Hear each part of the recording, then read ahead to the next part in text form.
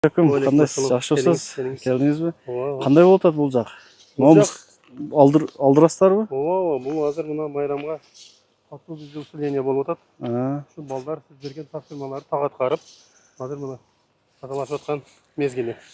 Бардык неме тазаланды, скамейка бардык. Бар жок ушул тазаланып ушул жактан. Ушул келген ушул майрамга чыккан тургундарга мүмкүнчүлүктөр түзүлүш керек. Отурган жерлери бардыгы таза болуш керек.